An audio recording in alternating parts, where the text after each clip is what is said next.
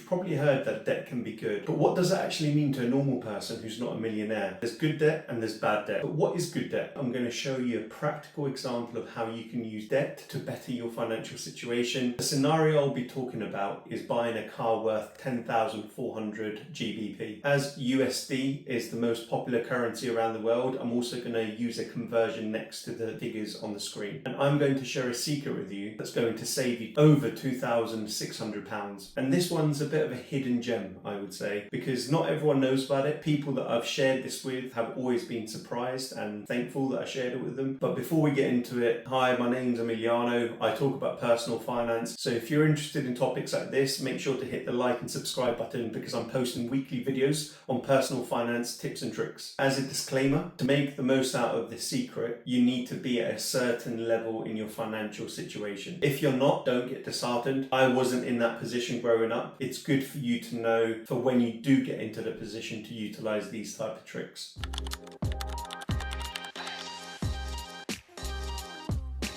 The reason I am passionate about helping people on YouTube is because I did not have parents that were financially literate. I had to understand the financial world all by myself. I even went to university and studied finance. If you're on the market to buy a car and you have the cash in your bank, you've worked hard, you've saved up, and now you're ready to spend that cash. Wait a second. Before you spend that hard-earned cash, let me show you a secret that could save you over £2,600. I'm not a financial advisor. I'm just giving you real world examples as I have looked at finance in my own car.